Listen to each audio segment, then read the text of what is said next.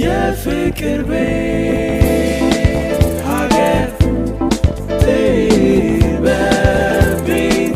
በቤተሰብ ፍቅር ቤት።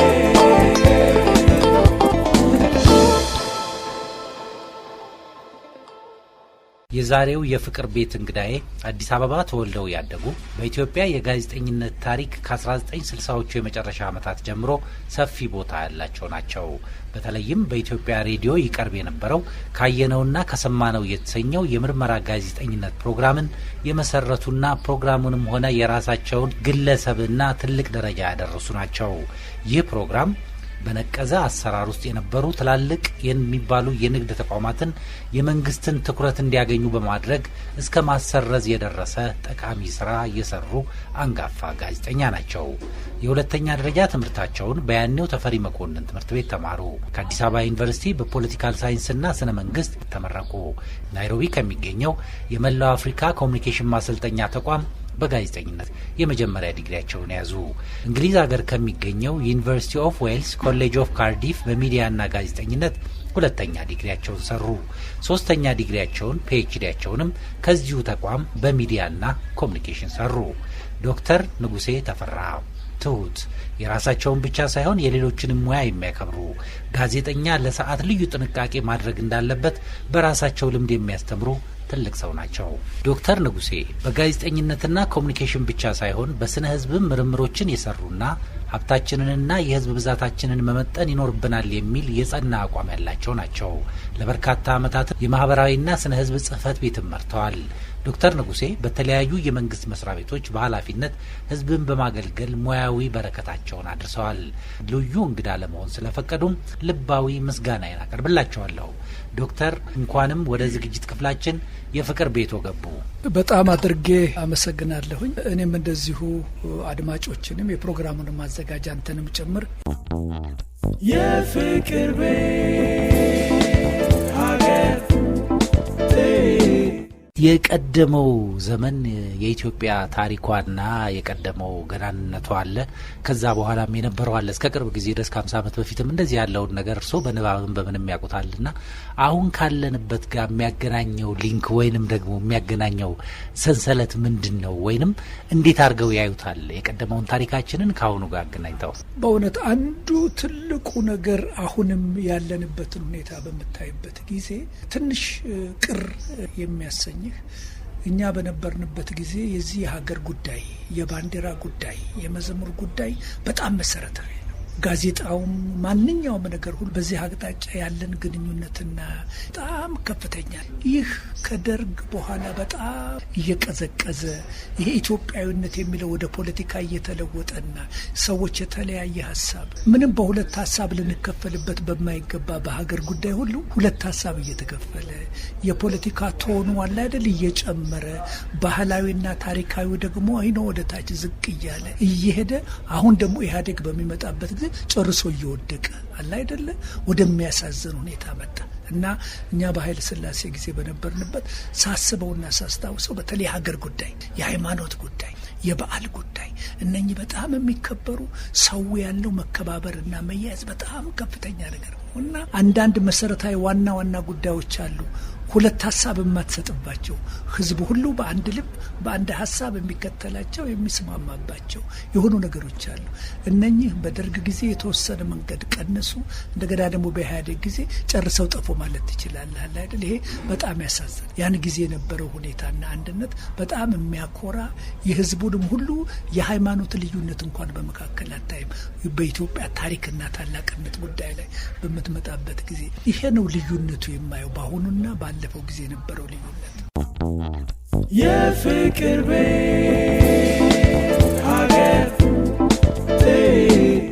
ዶክተር ንጉሴ የተወለዱት አዲስ አበባ ጉለሌ ሰፈር ነው። ቀደም ሲልም ስለ በዓል ስንጫወት ነግረውናል።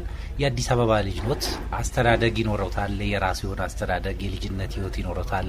ከአንደኛ ደረጃ ትምህርት ቤት ጀምሮ የተማሩበት ትምህርት ቤት አለ ጉስቋም መሰለኝና የትምህርት ሁኔታው አንደኛ ገና ከልጅነቱ ጀምሮ ያለውን ይሄ ምን ይመስላል? በዚህ ወቅትስ ከቤተሰቡ ጋር የነበሩት ግንኙነት ከእናቶት ጋር ከአባቶት ጋር ገና ልጅ እያሉ ምን ይመስል ነበረ? እስኪ ከዚህች እንነሳ።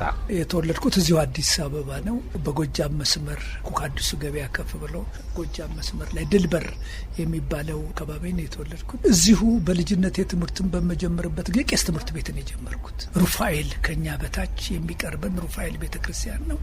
ሩፋኤል አጠገብ መምሪያ ኃይሌ ጊዮርጊስ የሚባሉ ቄስ ትምህርት የባህል ትምህርት የሚያስተምሩ ነበሩ፣ አስታውሳለሁ። እዛ ነው ፊደል የቆጠርኩት። ፊደል ከቆጠርኩ በኋላ ያው አቦጊዳ እያልኩ መልእክተ ወንጌል ዳዊት ድረስ እዛ ነው የጨረስኩት።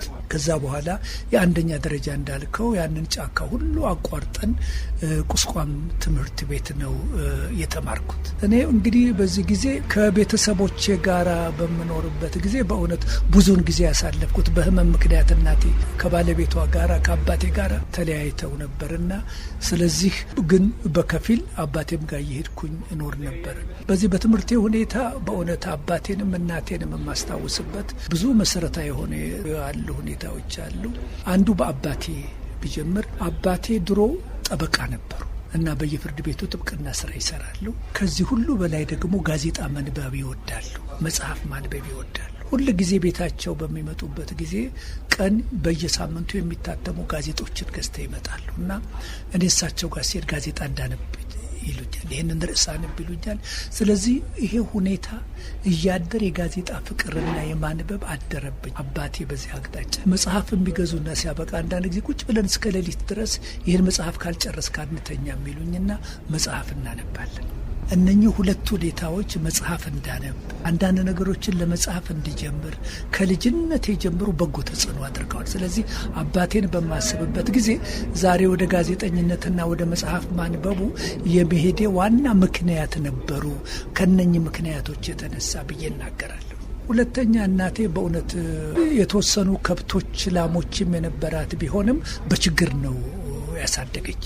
አንዱ እናቴን በጣም አድርጌ የማከብረው ቁስቋም ትምህርት ቤትን በመማርበት ጊዜ እንደና አቤ ጎበኛ አይነቶች የተለያዩ መጽሐፎች በየጊዜው በሚወጡበት ጊዜ እናቴን መጽሐፍ ግዢልኝ ስላት በጣም ትገዛልኝ ነበር።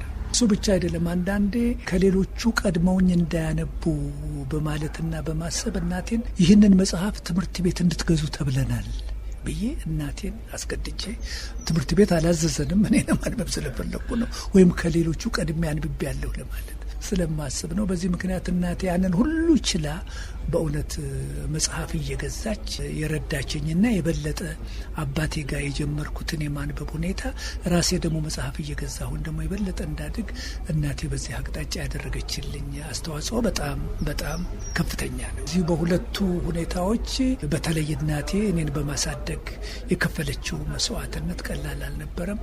ስለዚህ አባቴንም እናቴንም በእውነት በዚህ በእነኚህ ሁኔታዎች ላደረጉልኝ አስተዋጽኦና ለእድገቴ ላደረጉልኝ የመንገድ ጠረጋ በጣም አድርጌ ላመሰግናቸውና ላስታውሳቸው ፈልጋለሁ ማለቴ ነው። የፍቅር ቤት ሀገር እንደሚታወቀው የጋዜጠኝነት ትምህርቶን ከመላው አፍሪካ ኮሚኒኬሽን ማሰልጠኛ ተቋም ነው የመጀመሪያ ዲግሪውን ያገኙትና ትምህርቱና በወቅቱ ኢትዮጵያ ውስጥ ለጋዜጠኝነትና ጋዜጠኝነት የነበረው ሁኔታ አብሮ ይሄድ ነበር ወይ? ዓለም አቀፉ ሁኔታ ወይም ከአፍሪካዊ ሁኔታውን ማኳያ ከኢትዮጵያ ጋር ያለው በምን መልኩ ይገናኝ ነበር? ይሄ የመላው አፍሪካ የኮሚኒኬሽን ማሰልጠኛ ተቋም ኬንያ ናይሮቢ ያለ ሲሆን እዛ ሄድኩበትን ምክንያት መጀመሪያ ምናልባት መጥቀስ የሚያስፈልግ ይመስለኛል። እኔ ያን ጊዜ ከአዲስ አበባ ዩኒቨርሲቲ ትምህርቴን ከቀጠልኩኝ በኋላ ይህንን ስራ እንዳገኘሁኝ ትምህርቴን ወደ ማታው ወደ ኤክስቴንሽን አዞርኩኝና አንድ የአሜሪካን የሚዲያ ድርጅት ነበረ፣ ሳውዘርን ባፕቲስት ሚዲያ ሴንተር የሚባል እዛ የስነ ጽሁፍ ክፍል ምክትል ኃላፊ ሆኜ ከአንድ አሜሪካዊ ነበር ከሱ ስር ምክትል ኃላፊ ሆኜ ስራ ጀመርኩ እና አንድ 4-5 መጽሐፎችም ተርጎም ያለው። ከዛ በኋላ እዛ በሰራሁት ስራ በጣም ደስ ያለው ስለሆነ የብስራተ ወንጌል ሬዲዮ ጣቢያ ድሮ ሬዲዮ ቮይስ ኦፍ ዘ ጎስፐል የሚባለው ጋዜጠኞቻቸውን የሚያሰለጥኑበት ቦታ ናይሮቢ የዚህ የመላ አፍሪካ የኮሚኒኬሽን ትሬኒንግ ማዕከል ነበርና እዛ ሄደ መሰልጠን አለባለ። ለእኔ ትልቅ እድል ነበርና እዛ ሄድኩኝ። ናይሮቢ የዲግሪ ፕሮግራም አይደለም፣ የዲፕሎማ ፕሮግራም ነው። ለአንድ አመት የሚሰጥ ከፍተኛ ጥልቀት ያለው የጋዜጠኝነት ትምህርት ነው ናይሮቢ የምትማረው። እሱን ከጨረስኩኝ በኋላ ተመለስኩ። ያኛው የከፈተልኝ እድል ነገር ምንድን ነው? ምናልባት በጀርመን ሬዲዮ ብዙ ጊዜ ሲሰራ የታወቀ ጋዜጠኛ ነበር ተክሌ የኋላ የሚባል። አብረን ተክሌ የኋላም ደግሞ ከብስራት ወንጌል ተልኮ አብረን እዛ ነበር። ከተክሌ የኋላ ጋር ተገናኘን። ወደ አዲስ አበባ በመጣበት ጊዜ ከናይሮቢ እንደተመለስኩኝ ጋበዙኝ። ለምን በብስራት ወንጌል ሬዲዮ ጣቢያ በምስራች ድምጽ ለምን ፕሮግራም በማዘጋጀት አትረዳንም በሚል ወደዛ መጣሁ። እንግዲህ ወደ ብስራት ወንጌል ሬዲዮ የገባሁበት ሁኔታ ይሄ ነው። ናይሮቢ ግን በእንደዚህ አይነት ሁኔታ ነው። የጋዜጠኝነቱን ሁኔታ በምትመለከትበት ጊዜ እኔ ወደ ናይሮቢ በሚሄድበት ጊዜ በጋዜጠኝነት ስራ ላይ አልነበርኩኝም። ግን የጋዜጠኝነት ስራ ምን እንደሆነ እገነዘብ ነበር። አንዱ ሪሊ በኢትዮጵያ ውስጥ እስከዚህ ሰፊ የሆነ የጋዜጠኝነት ትምህርት ተምረው ህዝብን በማገልገል ላይ የተሰማሩ ብዙ ጋዜጠኞችም የነበሩበት ዘመንም አልነበረም። ነገር ግን በዚያን ዘመን በትምህርት ቤት ትማራለህ፣ በራስ ልምድ ታደርጋለህ። ከዛ በኋላ ጽሁፍ በመጽሐፍ በመናገር ድምጽህን ይህንን አይተው ነው የሚቀጥሩ። ሌላ ምንም ነገር አልነበርም። በዛ ጊዜ የነበሩትን ጋዜጠኞችን ፕሮፋይል በምታጠናበት ጊዜ አብዛኛዎቹ የጋዜጠኝነት ትምህርት የነበራቸው ሳይሆን በመናገርና በመጽሐፍ አለ አይደለ ከሌሎቹ ቀድመውና ፊት ላይ ሆነው የተገኙ ስለሆነ የእድልና ጊዜ ረዳቸውና የጠቀማቸው በመሆኑ ነው። ስለዚህ እዛ በምትሄድበት ጊዜ በእውነት ጥናትና ምርምር ምንድነው፣ ሪሰርች መስራት ምንድነው የሚለውን የጋዜጠኝነት ሙያ ከስነ ምግባሩ ጋር ምን እንደሆነ፣ በቴሌኮሙኒኬሽን የብሮድካስቲንግ ስራ ምንድነው የሚለውን በአግባቡ የምታጠናበት ስለሆነ በጣም የተለየ ዲሲፕሊን ነው እና በብዙዎች ዘንድ የብስራት ወንጌል ሬዲዮ ጣቢያን የተለየ ከኢትዮጵያ ሬዲዮና ከሌሎቹ የተለየ ያደረገውና በብዙ ህዝብ ተደማጭ ያደረገው አብዛኛዎቹ እዛ ሄደው ለመሰልጠን እድል ያገኙ ነበር።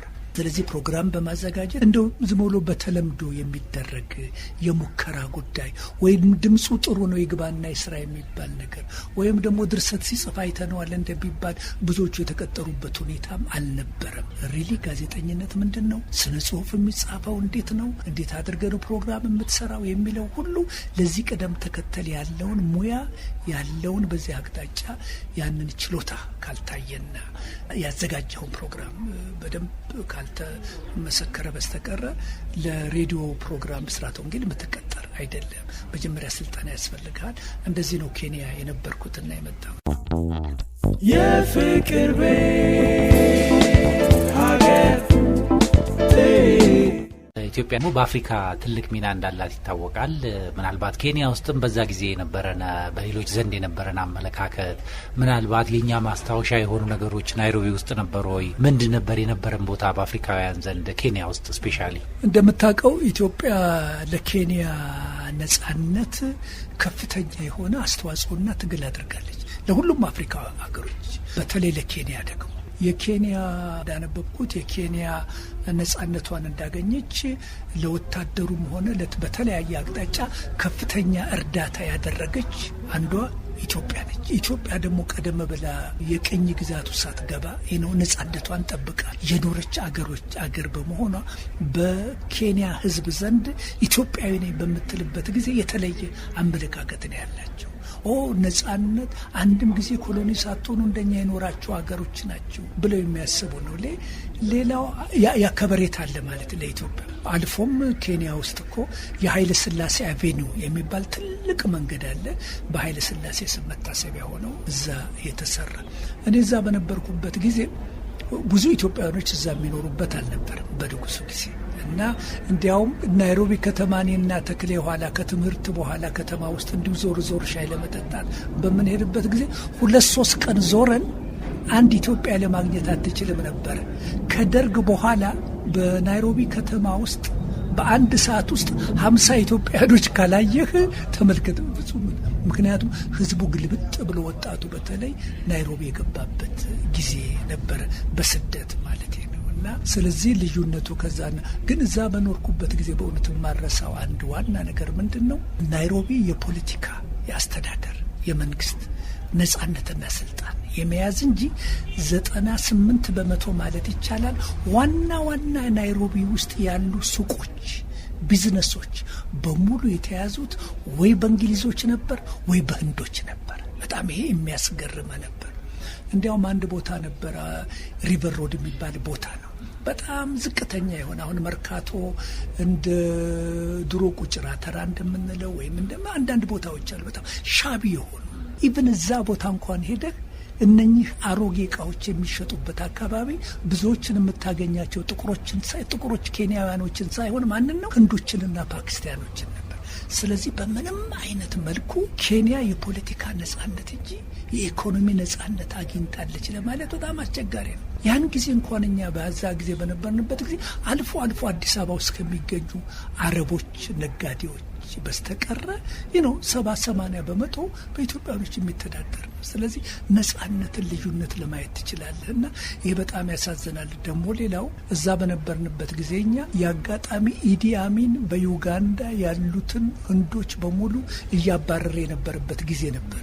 ያ ትኩሳት ኬንያም ደርሶ ነበር።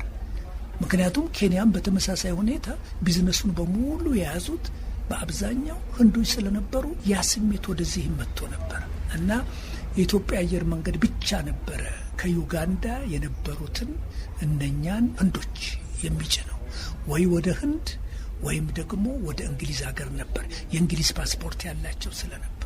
ስለዚህ ያ ትልቁ ወላፈን ነበር። እኛ በዘንበርንበት ጊዜ ኢዲ አሚን ከዛ ሲያባረር ከወዲህ ደግሞ ያሉ ህንዶች አልተረጋጉም ነበር። አንዳንዶቹ እቃቸውን እየጠቀለሉ ገንዘባቸውን እያሸሹ የሚወጡበት ጊዜ ነበር እና ይሄ እንግዲህ እኮ አሁን ወደ 50 ዓመት ሊሆነው እኮ ነው። ኬንያ የሄድኩበት ጊዜ በጣም ረዥም ነው፣ አረሳውም። እና በኢትዮጵያና በዛ መካከል የፖለቲካ ነጻነትና ሁለንተናዊ ነጻነት እንደ ኢትዮጵያ ማለት ፍጹም የተለየ መሆኑን በዚህ ነው የምታየው። ዩጋንዳ የሚያጋጣሚ ሄጄ ነበር፣ ያንን አይቻለሁ። ታንዛኒያም ሄጄ ነበር፣ አይቻለሁ። የዛምቢያንም ሁኔታ አይቻለሁ። እነኚህ ሁሉ ሁኔታዎች የምትመለከታቸው ነጻነታቸውን ካገኙ በኋላ ማለት ነው። ብዙውን ቢዝነሱን አገሪቱን የሚመሩት ሆቴሉን ሁሉ የሚያስተዳድሩትና በባለቤት ቤት የሚያከራዩት ጥሩ ቤት ሁሉ ማናቸው? ህንዶች፣ ፓኪስታን ወይ እንግሊዞች ናቸው። እና ስለዚህ በጣም የተለየ ነበር ማለት ነው። የፍቅር ቤት ሀገር 1985 እስከ 1989 እንደ አውሮፓውያን አቆጣጠር እንግሊዝ ሀገር ነበሩ። ለትምህርት ነው እዛ የሚሄዱት እና 1985 ማለት ደግሞ ኦልሞስት ኢትዮጵያ ውስጥ የ1977 ዓመተ ምህረቱ ረሃብ እንደገባ ያጋጠመ ሁኔታ ነውና በዓለም አቀፍ ደረጃ የነበረንን ስዕል ማወቅ ያስችለናልና እርስዎ እዛ በነበሩ ጊዜ ነጮቹ እንዴት ነበር፣ እንግሊዞቹ በተለይ እንዴት ነበር ኢትዮጵያን የሚስሏት? እጅግ በጣም የሚያሳዝን ነበር በእውነት። የረሃቡ ጉዳይ ብቻ አይደለም። ከረሃቡ ላይ የነበረው በኢትዮጵያ ላይ በዚህ በሚሊተሪ በደርግ ላይ የነበረው ጥላቻ ለአፍሪካ ደግሞ መጥፎ ምሳሌ ይሆናል ለነጻነት የሚያደርገው። በተለይም ደግሞ የሶማሌን ወረራ አሸንፈን ከወጣን በኋላ ከሶቪየት ዩኒየኖች ጋር የነበረን፣ ከኪዩባ ጋር የነበረን፣ ከሶሻሊስት ሀገሮች የነበረን ግንኙነት ሁሉ እየጠነከረ ስለመጣ ትልቅ ስጋት ስለነበረ ምዕራባውያን ሀገሮች የረሃቡን ሁኔታ እንደ አንድ ትልቅ የፖለቲካ መሳሪያ አድርገው ነበር የተጠቀሙ።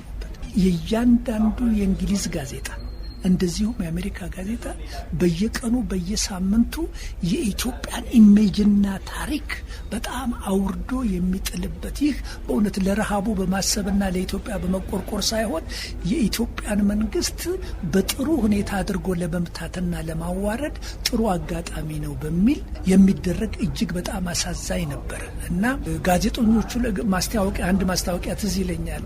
በለንደን ታይምስ መጽሔት ላይ የሚወጣ ሁል ጊዜ በየቀኑ ይወጣ ነበር።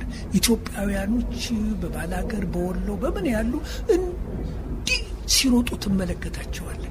ከስሩ ምን ይላል መሰል? እነኚህ ሰዎች ሮጠው እኛ ጋር ከመድረሳቸው በፊት የሚበሉት ምግብ እንላክላቸው የሚል ከስሩ ማስታወቂያ አለ እና አንድ ጊዜ አንድ ጋዜጠኛ ታቸርን ያን ጊዜ የነበረች ኃይለኛ ሴት ነበረች እና ጠቅላይ ሚኒስትር የነበረችው እዚህ የተከመረ የማይሸጥ ልክ አሜሪካ ነገር አንዳንድ ጊዜ ስንዴው እየተረፈ ወደ ባህር የምትጨምርበት ጊዜ አለ የዋጋውን ሁኔታ ለምንትን ለማድረግና ቅቤውን ወይም ለነሱ ብንልክላቸው እዚህ እንደ ጋራ የተከመረው አይ ኢትዮጵያውያኖች እኮ ቅቤ የሚያውቁና ቅቤ የሚበሉ አይደሉም ብላ ነበር የተናገረችውና አንዳንድ የዚህ የብሪቲሽ ካውንስል በዓል በሚሆንበት ጊዜ ከውጭ የመጣነውን ተማሪዎች አንዳንዶቹ ሮተሪያን ምናምን ይጋብዙናል። ብዙዎቻችን ኢትዮጵያውያኖች ሆነን ከተወሰነ ጊዜ በኋላ ያንን ግብዣ እንቀበልም ስትሄድ ምክንያቱም የሚጠይቁ ስለ ራቦ ብቻ ነው። አንተ ከዛ አምልጠህ እንደመጣ ዘመዶች አደጋ ላይ ምክንያቱም የሚወራው ጠቅላላውን ይሄ ነበርና በጣም ያሳዝናል። ከዚህ የተነሳ አስታውሳለሁ አንዱ እኔ ባደረኩት ግፊት የተጻፈ ነው። አንዴ ታንዛኒያ ተወላጅ የጻፈው በኢትዮጵያ ረሃብ ላይ የኢትዮጵያን ረሃብ የእንግሊዝና የአሜሪካ ጋዜጦች እንዴት አድርገው ነው የዘገቡት የሚል አንድ አሜሪካዊት የታወቀች እንትን የጻፈችው አለኛውን ኮፒ እሱ የጻፈችው በጣም ያሳዝናል። ሁለተኛ እኔ ተጨማሪ መረጃ ሰጥቼ እንዴት ሚዛናዊ እንዳልሆነ ያ ታንዛኒያ ደግሞ ለማስተርስ መመረቂያው ደግሞ የኢትዮጵያ ረሃብና የእንግሊዝ ጋዜጦች አካሄድና አዘጋገብ የሚል ራሱን የቻለ የማስተርስ ዲግሪ ላው ላይ ይህንን ጽሁፍ ለመጻፍ እኔ በጣም እንደረዳሁትም አክኖሌጅመንትም ጽፏልና በአጠቃላይ ምን ማለት ነው በእውነት ልክ አሁን እንደሚያደርጉት በዛ ጊዜ የነበረው በኢትዮጵያ ላይ ወከባ እንደዚህ ነበር የሚሰራ። ቴሌቪዥን ለማየት በጣም አድርጎ ይቀፋል። የነሱን ቴሌቪዥን ጠዋት ሄደህ ጋዜጣ በየቀኑ ማንበብ አለበት። ጋዜጠኛ ነህ፣ ጋዜጣ ማንበብ ትፈራለህ። ምክንያቱም የኢትዮጵያን ኢሜጅ ዲስትሮይ የሚያደርግ ብቻ ነው የምታየው። እና አዝናለሁ። ያን ጊዜ የነበረው ሁኔታ እንዲህ ነበረ። እኔ እዛ በነበርኩበት ጊዜ ትልቁ ረሃብ ነበረ። ትልቁ ረሃብን ግን ሪሊ የተጠቀሙበት ነው። ሌላው ነገር መረሳት የሌለበት ከዚህ ጋር በእውነት አብሬ ማንሳት የምፈልገው እውነተኛ ታሪክ ይህ ነው። በኢትዮጵያ ስም ደግሞ እርዳታ ሰጭነን የሚሉ እነኚህ መንግስታዊ ያልሆኑ ድርጅቶች የኢትዮጵያን ረሃብ ከዜናው ጋር አብረው ያቀርቡና ከህዝቡ ገንዘብ ይሰበስባሉ። አብዛኛው ገንዘብ የሚቀረው እዛ ነው። እንደሱ ናቸው የሚጠቀሙበት። የፍቅር ቤት ሀገር ወደ ሙያዊ ህይወቱ እንመለስ። ዶክተር ብስራተ ወንጌል ሬዲዮ ጣቢያ ውስጥ ገብተው ነበር። ሃይማኖታዊ ነበሩ። በእርግጥ ኮንቴንቱ የፕሮግራሞቻቸው ኮንቴንት እዛ ገብተው እስቲ ምን ሰሩ?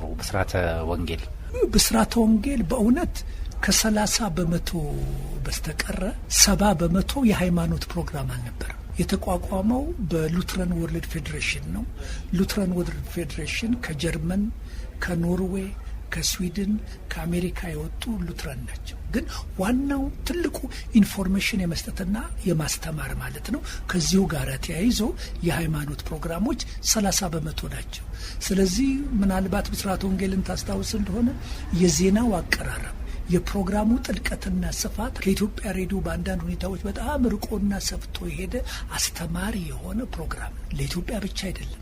በ15 በሚሆኑ ቋንቋዎች በተለያዩ አፍሪካ ሀገሮች በአረብኛ ቋንቋ፣ በህንድ ቋንቋ፣ በቱሉም በእነኚህ ሁሉ ቋንቋ እስከ ፓፑዋ ኒው ጊኒ ድረስ የሚሰማ ትልቅ ኢትዮጵያ የተመረጠችበት ተራራማ ስለሆነች ለትራንስሚተር ይህንን ለማድረግ አመች ከአፍሪካ ውስጥ ያለች ቦታ እሷ ነች ተብላን የተመረጠችው እና በዚያ ንጉሱ ፈቅደው እንዳልኩ 70% ትምህርት የሚያስተምሩ ኢንፎርሜሽን የሚሰጡ ህዝቡን የጋዜጠኝነት ትምህርት ለማስተማርም የሚጥሩ መሆናቸው ታውቆ ነው የሰጠው። እኔ እንግዲህ እዛ ከገባሁኝ በኋላ ከኬንያ እንደተመለስኩኝ ተክሌ ኋላ ፕሮግራም እንዳዘጋጅ ከዛ በኋላ ፕሮግራሜ በፍሪላንሰር ማዘጋጅ የነበረው በጣም ጥሩ ስለሆነ የሬዲዮ ጣቢያው ዳይሬክተር ለምንድነው አቶ ጌታውን የሚባሉ ለምንድነው ባክ በሙሉ ጊዜ ገብተህ እኔ ከአንድ አሜሪካን የሚዲያ ድርጅት ጋር ሰራ ነበርና በፍሪላንሰር ይሄንን አጠንክሬ መቀጠል እችላለሁ አልኳቸው። ከወደዳችሁት ከዛ በኋላ በእንደዚህ አይነት መንገድ ነው የገባሁት። እኔ ስገባ የጀመርኩት ፕሮግራም ከፍሬ ነገሮች ማህደር የሚል ፕሮግራም ነው። ይሄ ትምህርታዊ ነው። በዓለም ላይ ያለውን የፖለቲካ ሁኔታ በተለይ በዚያ ጊዜ ኮልድ ዋር ነበር፣ ቀዝቃዛው ጦርነትና እነኚህን በተመለከቱ የብስራተ ወንጌል ሬዲዮ ጣቢያ ትልቁ ነገር ምንድነው? በዓለም ላይ ያሉ መጽሔቶች፣ ታይም መጽሔት፣ ኒውስዊክ፣ እነኚህ የተለያዩ ጋዜጦች ሁሉ ዘ ኢኮኖሚስት፣ እነኚህ ሁሉ የሚመጡበት ስለሆነ መረጃዎች ሁሉ የምትፈልገው በእጅህ ላይ ነው ያለው። ስለዚህ በጣም ጠቅሞኛል በእውነት። ኢትዮጵያ ሬዲዮን በሚሄድበት ጊዜ በኋላ እንደው አንዱ ችግር የሆነው ያንን ሁሉ መረጃ ለምጄ እንዴት ይሆናል የሚል ነበር።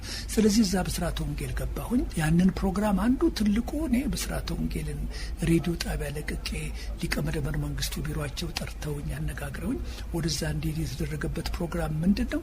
በሲአይኤና በኬጂቢ መካከል ያን ጊዜ ኢትዮጵያ ሽግግር ላይ ስለነበረች እነኚህ ሁለት ሀገሮች በስለላ ድርጅቶቻቸው በዓለም ላይ ያደረጉት ሁኔታዎች በተከታታይ ፕሮግራሞች ከገለጽኩ በኋላ ለኢትዮጵያ ከዚህ የምትማረው ምንድነው? ሲአይኤ በዓለም ላይ ካደረገው ከራሱ ምስክርነት ካለው ሁኔታ ኢትዮጵያስ ምን ይጠብቃታል የሚለው ሁኔታ ያ ልክ እንዳሰብነው የሶማሌን አዘጋጅቶ ወደ ኢትዮጵያ ማምጣት የወራው ጉዳይ ሁሉ ከነኚህ ጋር የተያያዘ ነው። በሁለቱ መካከል ያለ የጦርነት ጉዳይ እነኚህን ፕሮግራሞችና ሌሎችንም ሰፊ የሆነ ትንተና አዘጋጅ ነበርና ሊቀመንበር መንግስቱም የደርግ አባላትም ይሄን ይመለከቱ ነበርና እንዲያውም ይሄ ስለ ሲአይኤና ስለ ኬጂቢ ያዘጋጁት ፕሮግራም በዛሬቱ ኢትዮጵያ በፖሊስና እርምጃው በአዲስ ዘመን እንዲታተምና እንዲወጣ ተደረገ። ለደርግ አባላት በቴፕ ተቀርጾ በያለበት እንዲሰጣቸው ተደረገ።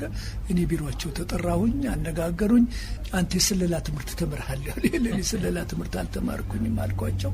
የቢሮአቸው ከገባሁኝ በኋላ ከዛ በኋላ የለም እንደዚህ አይነት ሰው እኛ የምንፈልገው እንዲህ የሚያስተምርልን ኢትዮጵያ ሬዲዮ ውስጥ ምንም አይነት ሰው ብዙ በዚህ አቅጣጫ ያለ የለምና አንተ ወደዛ ከሚቀጥለው ሳምንት እኔ ወደ ውጭ ሀገር ለትምህርት ለመሄድ እያሰብኩ ነው ይሄ አይሆንም አሉኝ። በዚህ ምክንያት ነው እና የገባው። ስለዚህ ብስራተ ወንጌል በጣም ሰፊ የሆነ ፕሮግራም የሚሰራበት ነውና ይሄ ነው። እዛ ያሉ ሰዎች ብዙዎች አብረን የሰራናቸው ትዝ ይሉኛል። በጣም ታውቃቸውናል።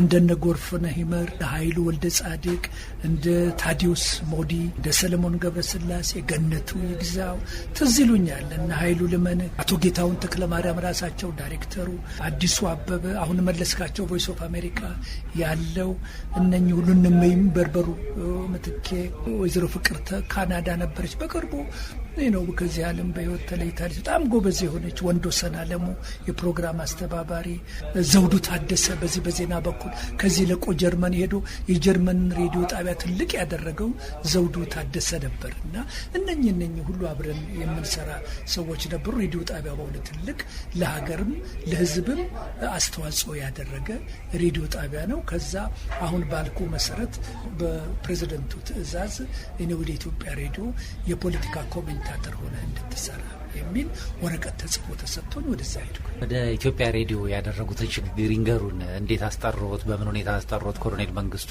ጠርቶት ምን አሉት? ከዛ በኋላስ ደግሞ ኢትዮጵያ ሬዲዮ ሲመጡ ማን የተቀበሉት ባለስልጣንም ይሄንን ይንገሩኝ። የሚገርም ነው። እኔ ብስራተ ወንጌል ስሰራ እዚህ ቀደም ብዬ እኔ ፕሬዝደንቱ ጋር ከመጠራቴ በፊት ቴፑ እንዲወሰድ ተደርጎ ነበረ።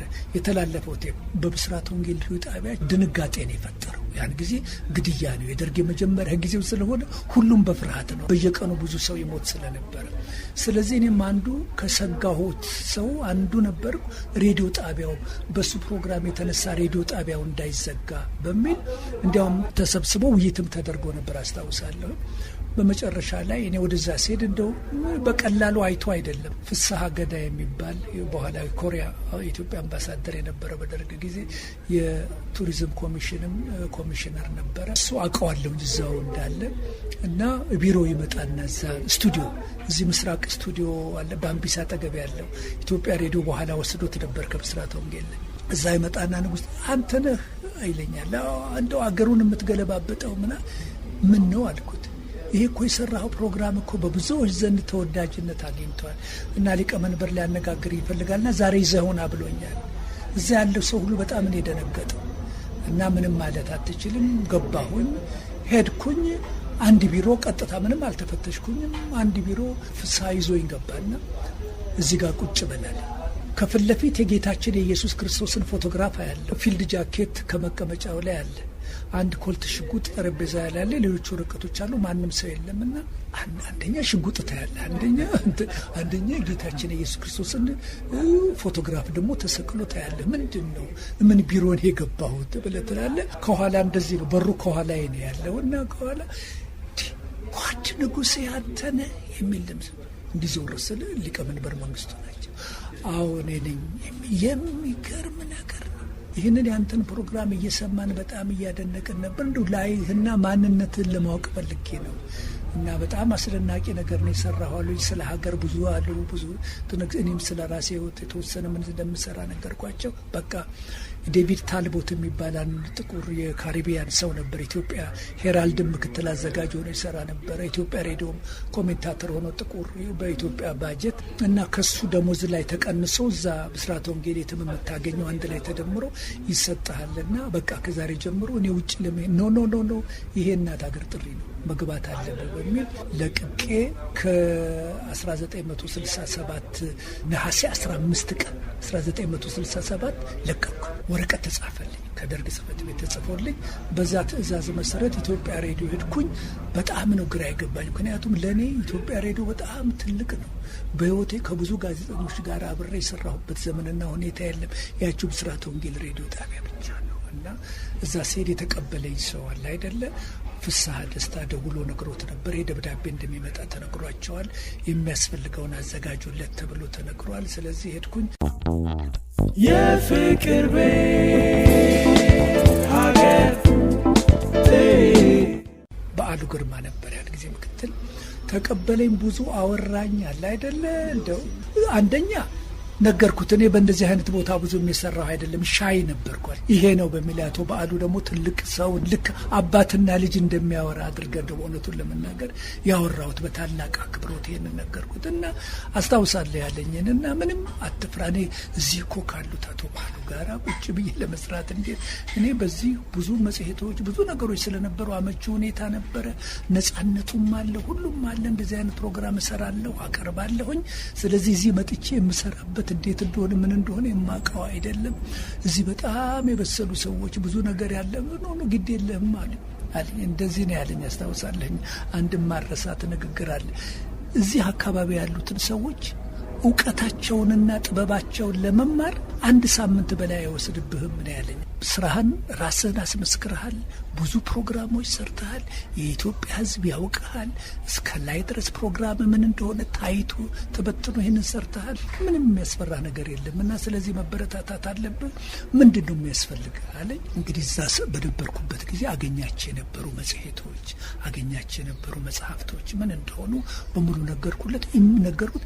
ኢሚዲየትሊ ደብዳቤ ጻፈ እና ጓድ ንጉሴ የተፈራ ከዚህ ጊዜ ጀምሮ በበላይ ታዞ የፖለቲካ ኮሜንታተር ሆነው እንዲሰሩ ተመድበው የመጡ ስለሆነና በኢትዮጵያ ሬዲዮ ቢሮ እንዲዘጋጅላቸው እነኚህ ያልኳቸው ጠይቋቸው መጽሔቶችን መጽሐፍቶች በሙሉ በየጊዜው እየተገዙ እንዲሰጣቸው። እሱ ብቻ አይደለም፣ ከዜና አገልግሎት የሚመጣ ደግሞ ዲስፓቾች አሉ፣ የተከለከሉ ዜናዎች ማለት ነው እና ከሁሉ ዜና እነ ሮይተር እና ምን የሚያስተላልፉት የተከለከሉ ዜናዎች እየተቆረጡ ለብቻ ይቀመጣሉ።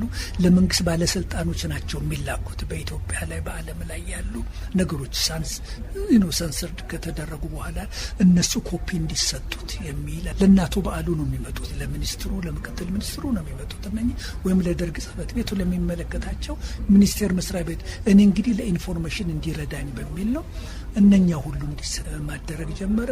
ጥሩ ቢሮ ሰጡኝ። እዛ አካባቢ ያሉትም ሰዎች በእውነት በጣም ፍሬንድሊ ሆነው አገኘኋቸው። ከዛ በኋላ በእንደዚህ አይነት መንገድ ኢትዮጵያ ሬዲዮ ገብቼ ስራ ጀመርኩኝ። የፍቅር ቤት ሀገር እንዴት አገኙት? በዛ ጊዜ በዓሉ ግርማ ፐርሶናሊቲው፣ ጽሁፍስ የዛን ጊዜ የኢትዮጵያ ሬዲዮ ውስጥ የራሱ ወይ በብዕር ስም ሊሆን ይችላል እንደዚህ አይነት ነገሮች የሚሰራቸው ነገሮች ነበሩ። ከአቶ በዓሉ ጋራ ሪሊ በብዙ አቅጣጫ ተገናኝተናል። ይሄ ብቻ አይደለም።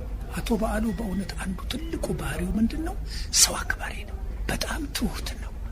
እንዲያውም በአለቆቹና በአንዳንድ ሰዎች በሚደረግ ስብሰባ በእውነት አንዱ የታዘብኩት አቶ በዓሉ ምንድን ነው? ሽቁጥቁጥ ነው። አግሬሲቭ አይደለም። በአንድ ጉዳይ ላይ አንድ ሰው አግሬሲቭ ከሆነበት ወደ ኋላ ተመልሶ ኩል አድርጎ ነገርን የሚያይ እንጂ እንደገና በእሳት ላይ እሳት የሚያነድ ሰው አይደለም። ይህንን በብዙ መድረክ አይቼዋለሁ። የመስሪያ ቤቱ ከዚህ ከምሰራ ፕሮግራም የተነሳ አንድ ጊዜ የውይይት ክበብ ሰብሳቢ አድርጎ ነበር። እሱ ይሁን በሚል በምሰራቸው ፕሮግራም ለአከ ማርያም ደምሴም እዛ ውስጥ ነበረበት እና በጣም ኃይለኛና አግሬሲቭ የሆንን ሲመስለው በዚህም ላይ እሱ ቢሮ ጠርቶናል። ብዙ ክርክር አድርገናል። እኔ እሱ አበራ ለማ እኛ ሆነን አንድ ላይ ከሱ ጋር ትልቅ ግብ ገጥመን እንትገራል። በዚህም ባህሪው አውቀዋለሁ። ይሄ ብቻ አይደለም። ሶማሊያ ኢትዮጵያን በወረረችበት ጊዜ የቅስቀሳና ፕሮፓጋንዳ ትልቅ ኮሚቴ ተቋቁሞ ነበር። ሰብሳቢያችንና አስተባባሪያችን አቶ በዓሉ ነበር።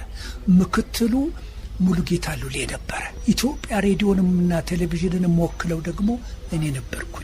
ከፕሬስና ከተለያየ ቦታ የሚመጡ ሰዎች ነበሩና በየሳምንቱ እንገናኛለን። በየሳምንቱ አንዳንድ አርቲክል ለጋዜጣ መጻፍ ነበረብን። በዚህም ባህሪውና ችሎታው አይቼዋለሁ። በጣም ሴንስ ኦፍ ሂውመሩ ከፍተኛ ነው። ቀልድ አለው፣ ጨዋታ አለው። ከሱ ጋራ እንደው አንድ ስብሰባ ላይ ሆነ ወይ ሳትስቅ ወይ አንድ ታሪክ ሳትሰማ አትወጣም። ሁሉም ተዝናንቶ እንዲናገር የማድረግ መንፈስና ችሎታ አለው። ስለዚህ እኔ በእውነት እንደው አቶ በዓሉን በጣም የምወደው ከሰው አክባሪነቱ ከባህሪው፣ ሌላው ደግሞ ይህ ነው ችሎታ ያለው ሰው ነው። እሱ ይሄ ሲምፕሊ በጻፋቸው መጽሐፍ ብቻ አይደለም እኮ የቅስቀሳና የፕሮፓጋንዳ አርቲክልም በሚጽፍበት ጊዜ እኮ እሱ እኮ ከሄራልድ ጀምሮ እኮ ሪፖርተር ሆኖ ሲሰራ ይኖራል። ሄራልድም ሪፖርተር ሆኖ ሰርቷል እኮ እና ስለዚህ ከዚህ አቅጣጫ ዲቨሎፕ ያደረገው ስኪሉ በጣም ከፍተኛ ነው። ውጭም ሄዶ ግን በንጉሱ ጊዜ ከተማሩት መካከል አንዱ እሱ ነውና እዛ አካባቢ ደግሞ በዚያን ጊዜ ውጭ ሄደው ለመማር እድል አግኝተው የመጡ ጋዜጠኞች ነበሩ። አቶ ገዳሙ አብርሃ የሬዲዮ መምሪያ ኃላፊ የነበሩት ኖርዝ ዌስተርን ዩኒቨርሲቲ ማለት አሜሪካን ሀገር በጣም የታወቀ ዩኒቨርሲቲ ነው፣ በተለይ በጋዜጠኝነት ከዛ ተምረው የመጡ ናቸውና እዛ አካባቢ ያሉት ሁሉ ሌሎችም ሰዎች አሉ። ስለዚህ እኔ አቶ በዓሉን ሳውቀው ሰው አክባሪ፣ ሀይሊ ፕሮፌሽናል ደግሞ እዚህ በቅስቀሳና ፕሮፓጋንዳ የሶማሊያን ጦርነት ህዝቡን በማደራጀት በእናት ሀገር ጥሪ ተሰማርተን በምንሰራበት በዚያን ጊዜ በእውነት በአመራር አቅጣጫ የሚሰጣቸው ነጥቦች ዝም ብሎ ሀተታና ሁኔታ አይደለም። እኔ ያ ነገር ለእኔ ተጽዕኖ አድርጎብኛል። አሁን ብዙ ጊዜ አንዳንድ ነገር በማደርግበት ጊዜ ዝም ብሎ ሀተታ መጽሐፍ አይሆንልኝ፣ ነጥቦችን ማስቀመጥ 1 2 3 4 እነኚህ ጋይድ ያለ ነጥቦችን ሁሉ ጊዜ ስትይዝ ጋይድ ያደርጉዋል። ስለዚህ አቶ በዓሉ ጋር ሄደህ ሀተታ ሰምተህ አይደለም ነጥቦቹን ይዘህ ነው የምትመጣው። 1 ይሄ ነው የምናደርገው፣ 2 ይሄ ነው የምናደርገው፣ 3 ይሄ ነው የምናደርገው፣ 4 እዚህ ላይ እንደዚህ ነው የምናደርገው የሚለው ነገር አንድን ነገር ለመስራት ጥሩ ጋይድ እንትን ይሰጣልና በዛ አይነት መንገድ አቶ በዓሉ መሞቱና መቅረቱ በጣም ያሳዝነኛልና ትልቅ ባለ ታሪክ ሰው ለኢትዮጵያ ውለታ የዋለ ሰውም ጭምር ነው። የፍቅር ቤት ሀገር እንግዲህ ቀደም ሲል እንደገለጹልኝም በወቅቱ ጓድ ሊቀመንበር መንግስቱ ኃይለማርያም ጠርቶት ቤተ መንግስት ሄደው ነው ከብስራተ ወንጌል ቀጥታ ወደ ኢትዮጵያ ሬዲዮ የተቀየሩትና ከዛ በኋላም የእርሶ ፕሮግራም ቀጥታ ቤተ መንግስት ይገባ ነበር ይባላል። ኢትዮጵያ ሬዲዮ ግቢ ውስጥ ኤዲት የሚያደርገውም አልነበረም ይባላልና ይሄ መነሻው ምንድን ነው? እንደው ከኮሎኔል ጋር የተለየ ቅርበት ነበሩት ወይንስ ምንድን ነው? እኔ ኮሎኔል መንግስቱን ያወቅኳቸው የአንድ ዕለት ተጠርቼ በስጋትና በፍርሃት የቢሮአቸው የገባው ዕለት ነው። ሌላው ከዛ ጊዜ ጀምሮ ሰውየው በእኔ ፕሮግራም ላይ የነበራቸው ዋጋ የመስጠትና የማክበር ሁኔታ ነው። ለምንድን ነው የኔ ፕሮግራሞች በየሳምንቱ ሊቀመንበር መንግስቱ እየሄዱ እንዲሰሟቸው ስንት ኃላፊነትና ስራ ያላቸው የሚለው ነገር የመጣው ምንድን ነው? ልክ ከመጣሁኝ በኋላ አንዱ የሰራሁት ኢንቨስቲጌቲቭ ሪፖርት የዚህ የብሔራዊ ሀብት ልማት ሚኒስቴር የሚባል ነበር። ያ ብሔራዊ ሀብት ልማት ሚኒስቴር የሚባል መንግስት የኢንቨስትመንት የንግድ የምን የሆኑትን በሙሉ ወርሶ አልነበረም። በሙሉ በሀገሪቱ የነበሩትን ኢንሹራንስ ነው። እነኚህን ሁሉ በአንድ ላይ አድርጎ የሚያስተዳድር አንድ የሚኒስቴር ዛሬ 20 የሚኒስቴር መስሪያ ቤቶች የሆኑት ሁሉ ያኔ በአንድ የሚኒስቴር መስሪያ ቤቶች ነበሩ። ገና በዚህ አቅጣጫ ላይ የነበረ ባህልም አልነበረም። ስለዚህ ዘረፋው፣ ድብልቅልቁ፣ የኪራይ ቤቶች አሉ፣ ከመንግስት ከባለስልጣን የተወሰዱ ቤቶች አሉ፣ ትንንሽ ሬስቶራንቶች አሉ፣ ምን የማትለው ነገር፣ ሆቴሎች አሉ፣ ኢንዱስትሪዎች አሉ እና መኪና ማከራየት ሁሉን የተወረሰው ከሰማይ በታች ኢትዮጵያ ውስጥ ያለው። ይህን ለማስተዳደር ችግር ተፈጥሮ ከአሜሪካ የመጡ አንዳንድ ሰዎች ብዙ ኢንፎርሜሽን ሰጥተውኝ ከነኚህ ጋር አንድ ላይ ሆነን የሰራነው ፕሮግራም በጣም ሴንሲቲቭ ነበር፣ በጣም ከፍተኛ ነበር። ስለዚህ ይህንን ፕሮግራም ተንትኜ በከፍተኛ ደረጃ ሲተላለፍ ጠቅላላውን ሀገር ተናወጠ። ያቴፑን ሊቀመንበር መንግስቱ እንደገና ለመስማት ፈልጋለሁ። የዕለቱ ሲተላለፍ አልሰሙትም ነበር፣ ለመስማት ፈልጋለሁ። በዛ ምክንያት ያ የመንግስት መስሪያ ቤት ወደ 6 ቦታ ነው የተከፈለው። ወደ 4-5 የሚኒስቴር መስሪያ ቤቶች፣ 1-4 የኮሚሽን መስሪያ ቤቶች፣ የቱሪዝም የምን ሁሉ ራሱን ችሎ እንዲወጣ ነው የተደረገው። ከዛ በኋላም ብሔራዊ ባንክንም በተመለከተ እነኚህ ፕሮግራሞች በጣም ሴንሲቲቭ ስለሆኑ አንደኛ እሱ ከመንግስት ነው ተመድቦ የመጣው። ስለዚህ ሁለተኛ የሚሰራቸው ፕሮግራሞች በኢትዮጵያ ሬዲዮ ባህልና ታሪክ የተለመዱም አይደሉም። በፍጹም ነጻነትና ድፍረት ነው የሚሰራው። ይህንን ነጻነትና ድፍረት እኛ የለንም፣ እሱ ከሰውየው ጋር ስለሚተዋወቅ ባለው ድፍረት ነው የሚል ሁኔታ ተፈጠረ። እኔ ግን እድሉን ተጠቀምኩበት እንጂ ከሰውየው ጋር ከዛ ጊዜ ጀምሮ ፕሮግራሞቹ በጣም ሴንሲቲቭ ኢንትረስቲንግ ደግሞ እየሆኑ ስለመጡ ሊቀመንበር እዛ ያለው የለውጥ ሐዋርያ በየመስሪያ ቤቱ የተመደቡ የለውጥ ሐዋርያዎች አሉ እና እሱ ምን አለ፣ የለም ይህንን ፕሮግራም እኔ ለማሳለፍ ይቸግረኝ። እንግዲህ ምንድነው እናሰገደች በርታ እነ አስፋው ገመዳ የሚባሉ ፕሮግራም የሚያደምጡ ሰዎች አሉ፣ ፕሮግራም የሚዘጋጁት። የኔን ፕሮግራም ግን የሚያደምጠው ለተወሰነ ጊዜ የለውጥ ሐዋርያው ነበር። ያ የለውጥ ሐዋርያው በጣም እዛው ሬዲዮ ጣቢያ የለውጥ ሐዋርያ ይደርግ እንትን የሆነ ተወካይ የሆነ እዛ ይቀመጣል እና እሱ የለም ይህንን ፕሮግራም ለፖለቲካና ለማስታወቂያ ቢሮ ብልከውስ አለ፣ ወደ ደርግ ጽሕፈት ቤት ማለት ነው። ፖለቲካና ማስታወቂያ ኮሚቴ የሚባላል ለነሱ እንልከዋለን። ከዛ ላከ። እነሱም አንዳንድ ጊዜ ከብድባቸዋል። ከዛ በኋላ አጋጣሚ ቆይ እስቲ ሊቀመንበር እንዲሰማው ብናደርገው የእሱን ፕሮግራም ደግሞ እሱ ይወደዋልና እምቢ አይልም ስራ ቢበዛብ። ከዛ በኋላ ትራዲሽን ሆነ። የኔ ፕሮግራም በጣም ሴንሲቲቭ እየሆነ መጣ። ስለዚህ እኔ አደምጠዋለሁኝ የሚል ሁኔታ ተፈጠረ። ቅዳሜ እንዲያውም በቋሚነት አንድ ቴፕ ከኢትዮጵያ ሬዲዮ ተወስዶ እዛ ደርግ ጽሕፈት ቤት ፖለቲካና ማስታወቂያ ተቀመጠና እኔ ቴፑን ሪልዋን ብቻ ይዤ ሄዳለሁኝ። ከዛ በኋላ እኔ ልክ ከመምጣቴ በፊት ቴፑን ሰውየው ቢሮ ያደርጉና ያችን ቴፕ አደርግና ከዛ በኋላ እኔና ሰውየው ቁጭ ብለን ፕሮግራም የሚነግረኝ ነገር ብዙ ጊዜ እርምት የተደረገበትን ጊዜ አላስታውስ፣ እንዲህ አስፋው እንዲህ ጨምረው የሚል ካልሆነ በስተቀር ከዛ በኋላ ሄዳለሁ። እንዲያውም በመጨረሻ ላይ ኢሰፓ እንደተመሰረተ የኢትዮጵያ ሬዲዮ ማስታወሻ ልኮልኝ ነበር። እኔ ዘመቻ መምሪያ ሆኜ አንድ ጊዜ ሊቀመንበሩ ጋር በየሳምንቱ ቴፕ ሬኮርደሩ ስላልተመለሰ በእዳ ትጠየቃለህ የሚል ልኮልኝ ነበር። እኔ ደርግ ጽሕፈት ቤት ለቀረ ቴፕ ሬኮርደር የምጠየቅበት የለም በሚል በዚሁ ለመንግስቱ ገመቹ የሊቀመንበሩ እንትን ነግሬ ሂዱ ከዚህ በላቸው አለኝ እና በዚህ ምክንያት ቀረና በዚህ ምክንያት ነው እና ከዛ በኋላ ሊቀመንበሩ ጋር ከ50-60 ጊዜ በላይ ገብቻለሁ እና እነኝህን በጣም የሰራኋቸው ኢንቨስቲጌቲቭ ሪፖርቶች በብዙ ሁኔታ ሰውየው ጋር ደርሰው ውሳኔ የተሰጠባቸው ናቸው። ናሽናላይዝድ የተወለዱ የተደረጉ አለ አይደለ፣ የተለያየ ደባ ሲሰሩ አሉ። እንደዚህ ነው እንግዲህ ሁኔታው እንጂ የተለየ ግንኙነት ኖሮ አይደለም።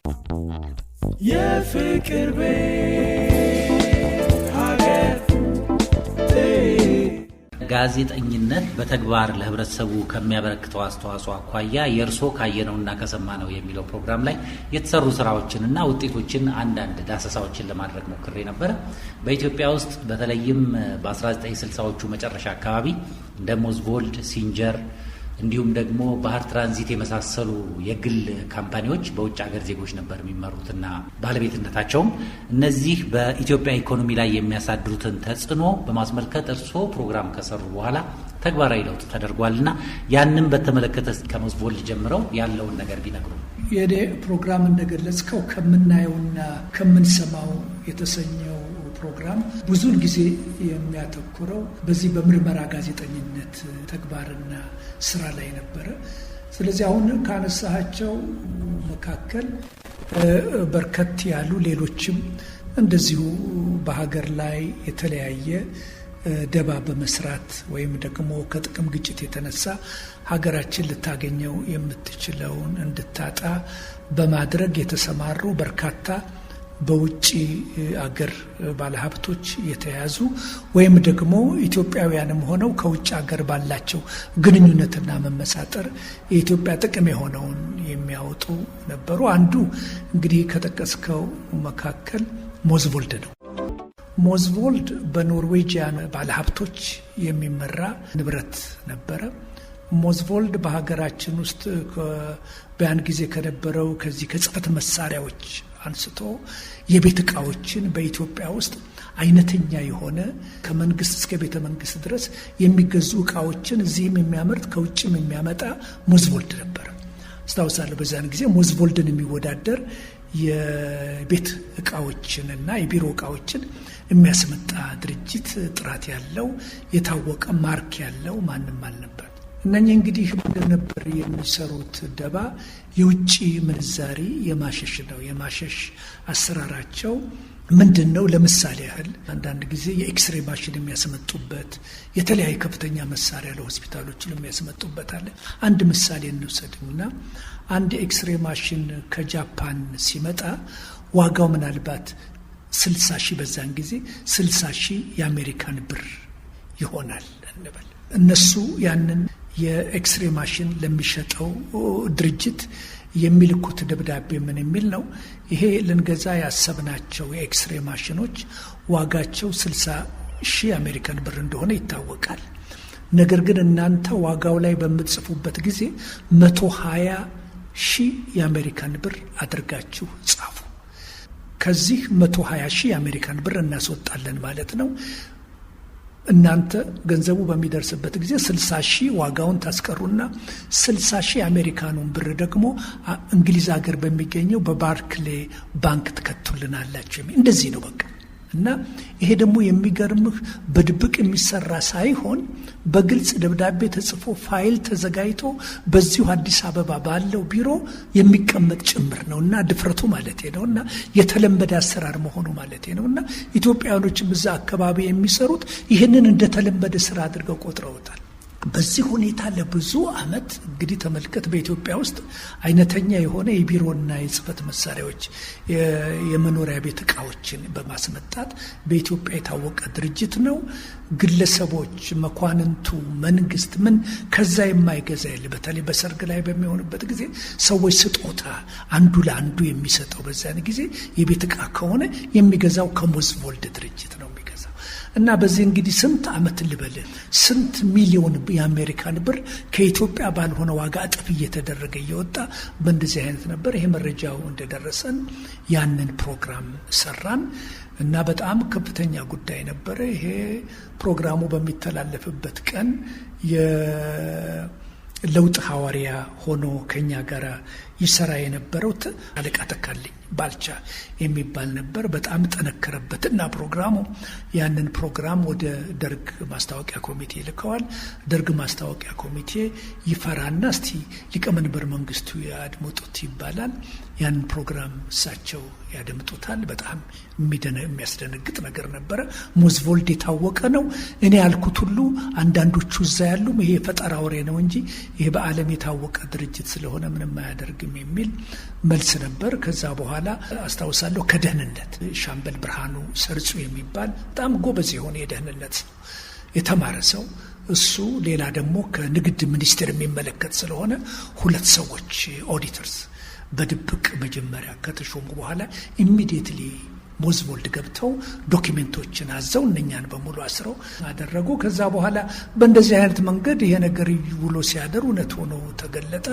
ምርመራው የበለጠ እኔ በጠቆምኳቸው የሚያስገርም ዶኪሜንቶችን ወጣ።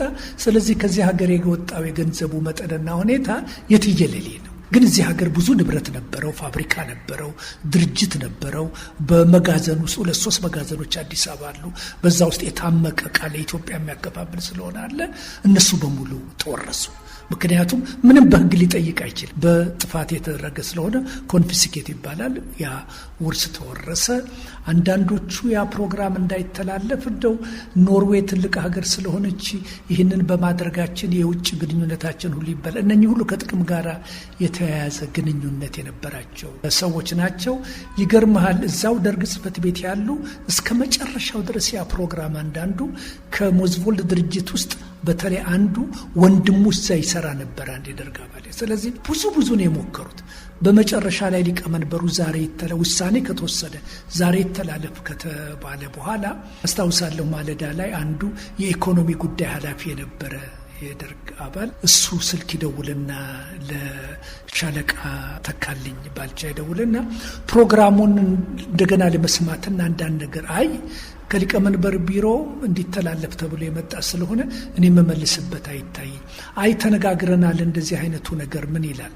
በኋላ ከዛ መረጃ ያገኝና ራሱ አድርጎ ለማሰናከል እንደፈለገ ጊዜ ለመግዛት የሚያስብ መሆኑን ተረዳን። ይጠራኝና ሲያበቃ እንዲህ ብለዋል፣ አሁን የምናደርገው አንድ ዘዴ አለ ይለኛል። በጣም ይገርመኛል እስከዛሬ ድረስ። የማስታወቂያ ሚኒስቴር አሰራሩ ማታ ለሚተላለፉ ፕሮግራሞች ቴፑ የሚገባውና የሚታሰረው ጠዋት ነው። ኦልሬዲ ታስሯል። ይሄ ቴፕ ከዛ ተመዞ የሚወጣ ከሆነ ከማታ ጀምሮ በኢትዮጵያ ሬዲዮ የሚተላለፉ ፕሮግራሞች በሙሉ ይዘጋል፣ መንግስት የለም ማለት ነው የሚል ሁኔታ ተፈጠረ። በእንደዚህ አይነት መንገድ ያ ፕሮግራም ለሰውየው ተነገረው። እንደዚህ ከሆነማ አጉል በእንደዚህ አይነት ዘዴ ነው ፕሮግራሙ እንዲተላለፍ ያን ዕለት ማታ ሳይተላለፍ ብለው ለማስቀረት የፈለጉትን በእንደዚህ አይነት ዘዴ እንደዚህ አይነት ከሆነና እውነትም ፕሮግራሙ ከወጣ ደግሞ በዚያን ጊዜ አንድ ሬዲዮ ነው ሀገሪቱ ያላት። ቴሌቪዥንም ለተወሰነ 2 ሰዓት 3 ሰዓት ብቻ ነው ያን ጊዜ የሚሰራውና አንዳንዴ ብዙ መሰናከል አለበት። በዚህ ምክንያት ያ ፕሮግራም ሊተላለፍ ቻለ። ያም ድርጅት ተወረሰ እና አንዱ ይሄ ነው ዋናው የሆነው። እንደዚሁ በተለያዩ በአሰራር ድክመት ወይንም ባልተስተካከለው አሰራር እሱን አይታችሁ ጥቆማው ደርሶ ትርሶ ፕሮግራሙ ተሰርቶ የተሄደበት ርቀት አለና ስለ ሲንጀር የሚንገሩን እስቲ።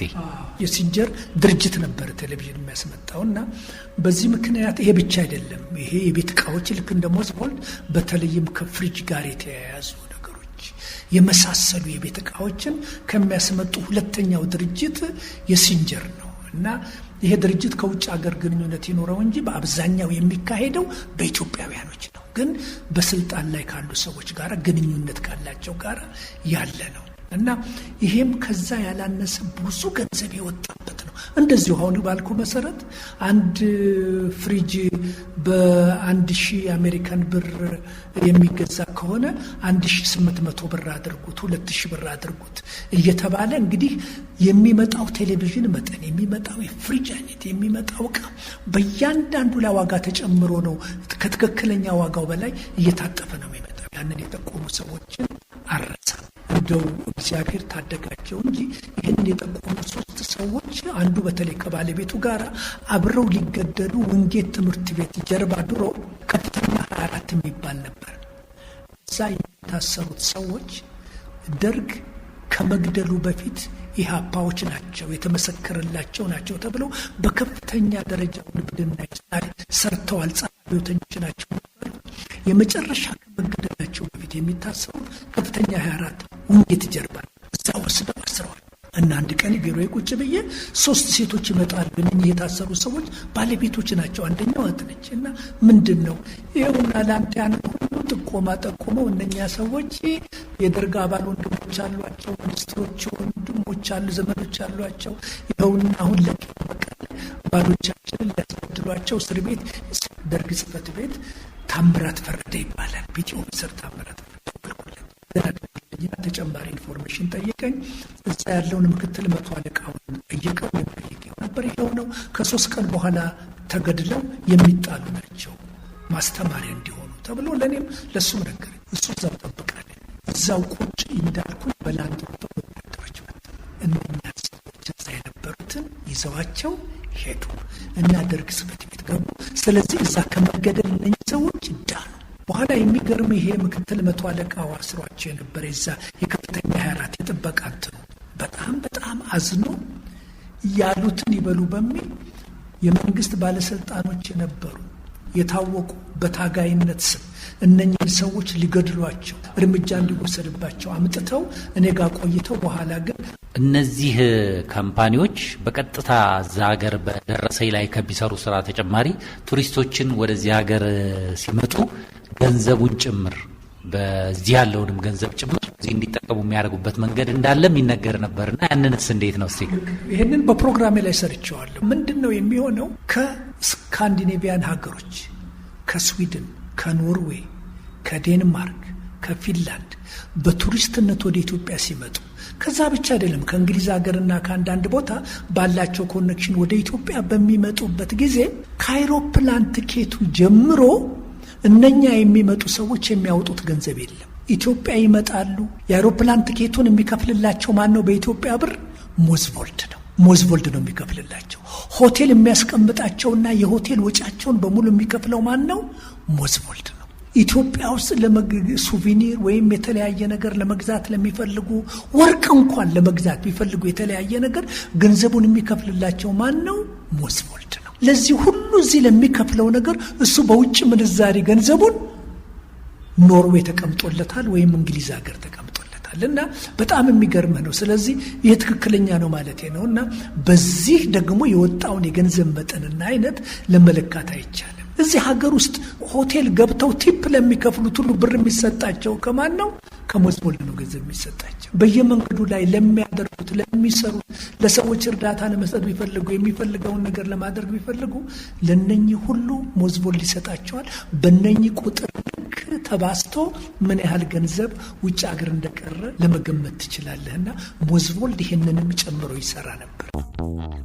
የፍቅር ቤት ሀገር ነገሩ የተጀመረው ያን ጊዜ ኢትዮጵያ ውስጥ ሲሰራ የነበረ አንድ አማልጋሜትድ የሚባል ድርጅት ከሱ ጋር በተያያዘ አንዳንድ መረጃዎች ቀርበው፣ እሱ ብቻ አይደለም በርካታ የሆኑ እነኚህ የማሪታይም ስራ የሚሰሩ ብዙዎቹ የውጭ ድርጅቶች ነበሩ። የእንግሊዝ ድርጅቶች፣ የፈረንሳይ ድርጅቶች፣ የጣሊያን ድርጅቶች ብዙዎች ነበሩ በዛ ስራ ላይ የተሰማሩ። በውጭ ሀገር የሚመጡ እቃዎች ሁሉ በእነኚህ በትራንዚት ድርጅቶች በኩል ነው ግድ መምጣት የሚገባቸውና በእንደዚህ አይነት ይመጣሉ። እነኚህ እንግዲህ አንዱ ይሄ የውጭ ምንዛሪ ዋጋ በመጨመርና በማድረግ መንገድ ሪሊ መንገዱንና ቁልፉን ትብብር የማድረጉንና ፋሲሊቴት የማድረጉን ስልቱንና ሁኔታውን የሚያውቁትና አብረው የሚተባበሩ አንዱ እነሱ ናቸው። ሁለተኛ ነገር ደግሞ ይገርማል። አንዳንድ ጊዜ እቃው ሳይመጣ እንደመጣ ተደርጎ አሰብ ወደብ ላይ የተወሰነ ይመጣና አሰብ ወደብ ላይ ካለመነሳቱ የተነሳ አውቆ እንዳይነሳ ያደርጉና የዛን ሁሉ ዋጋ ሙሉ እቃው እንደመጣ ተደርጎ አሰብ ላይ ለተበላሸው የኢትዮጵያ መንግስት ምን ይከፍላል? ኢንሹራንስ፣ የኢትዮጵያ ኢንሹራንስ ገንዘብ ይከፍላል። በዚህ አቅጣጫ ላይ ይሄንን በብዙ መንገድ ታባዘዋል አልኩ። አንደኛ ንብረቱ በውጭ ምንዛሪ ተገዛ ተብሎ ሄደናል እሱን ለማየት አሰብ ድረስ የምታየው። በተጨማሪ እንደገና በዚህ ልክ የሚወጣው የውጭ ምንዛሪ ኢትዮጵያ ከምትችለው ከአቅሟ በላይ ነው። አንዳንዱ ይህንን በማድረግ የሚሰሩት ስራ ራሱን የቻለ ትልቅ የውንብድና ስራ ስለሆነ ይሄ ጉዳይ ጠናና አንድ ፕሮግራም ይሰራ ተባለ። እኔ አንድ ፕሮግራም ጊዜ ልክ ከኢትዮጵያ ሬዲዮ ለቅቄ ፕሮግራሙን አንዳንድ ፕሮግራም እሰራለሁ። ዘመቻ መምሪያ ልክ እንደገባሁ ነው ተሰራ፣ ቀረበ፣ ሊቀመንበሩ ጋር ደረሰ። ይህንን ፕሮግራም ሰሙት። አስታውሳለሁ መስከረም 13 ቀን 1970 ላይ ይመስለኛል 70 ላይ ከዛሬ ጀምሮ በሀገር ውስጥ ያሉ የትራንዚት ድርጅቶች ሁሉ ተወርሰው ስራውን የሚሰራው የኢትዮጵያ የማሪታይም ድርጅት የሚባል ተቋቁሟል የሚል አዋጅና መመሪያ ወጣ። ዝርዝር ውስጥ በዛ ላይ ሪሊ ኬዝ ስተዲ ብትገባ ያን ጊዜ አስታውሳለሁ አንዳንዶቹን መረጃዎች በማግኘት ይረዳል። አንድ 100 አለቃ በኋላ ሻምበል ሆኗል፣ ሻምበል ተሾመ የሚባል የአዲስ አበባ የወንጀል ምርመራ ቢሮ ውስጥ የሚሰራ ነበረ። እንደዚህ አይነት ወንጀሎችን ይከታተልና ብዙ መረጃዎች ነበሩት። ይገርማል።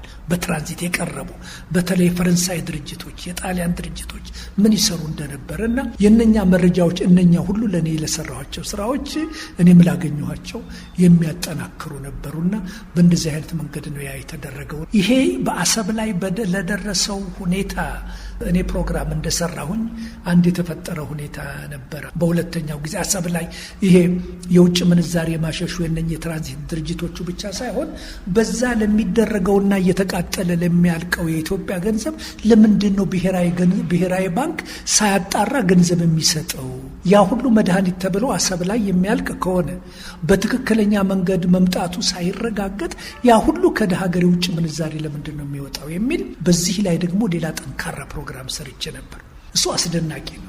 ፕሮግራሙን ሰርቻው እንደተለመደው ይዘሄድ ተባለ። የፖለቲካ የማስታወቂያ ኮሚቴ የደርግ ጽህፈት ቤቱ የኢኮኖሚ ጉዳይ ኃላፊ የነበረው ገሰሰ የሚባል ነበርና እኔ እንደሰራ ይህን ፕሮግራም ጥቆም አግኝቷልና ሊያስደነግጠኝና ሊያስፈራራኝ ነው የፈለገው። በዛ ቦታ ላይ ማንን ይዞ ጠበቀኝ? ለገሰ አስፋው ማለት በጣም ኖቶሪየስ የሆነ በጣም ኃይለኛ ሰው ነው እና የሚፈራ ሰው ነው።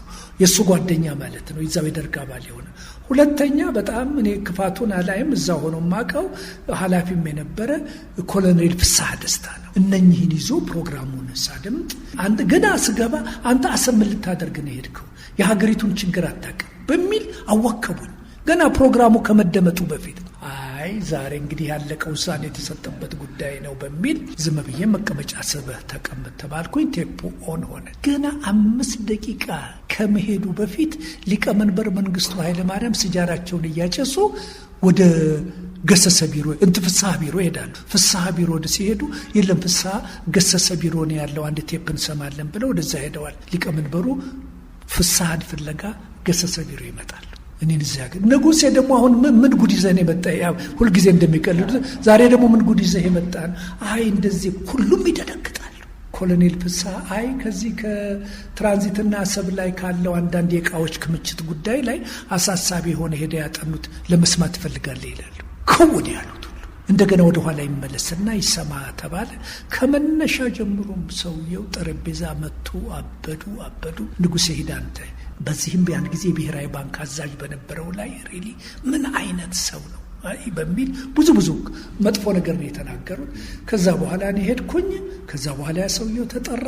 በዛ አቅጣጫ የሚመለከታቸውን መስሪያ ቤቶች እንትን አድርገው ብዙ የተወሰዱ እርምጃዎች አሉ። በዛ አቅጣጫ በዚህ በውጭ ምንዛሬ ብሔራዊ ባንክም ባሉ አንዳንድ ሰዎች አንዱ ይሄ ነው። ከዚህ ከአሰቡ ጋር የተያዘ ሌላው ተጨማሪ ማለት ነው የፍቅር ቤት ሀገር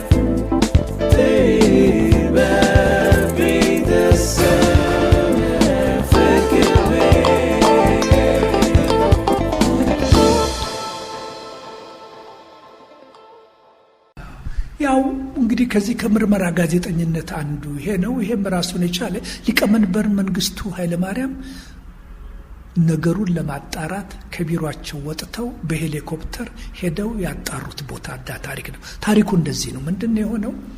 አንድ ሰሞን ከደርግ ጽህፈት ቤት ባሉ በዚህ በአሰብ በኩል በሚነሱ ግጭቶችና የጎሳ ጠቦች እንደዚህ ባሉት ሁኔታዎች አንዳንድ ችግሮች ስለነበሩ የአዋሽ ሸለቆ የሚባል ደግሞ አንድ ድርጅት ነበር። ድሮ የአዋሽ ሸለቆ ባለስልጣን የሚባል ትልቅ ድርጅት ነበር።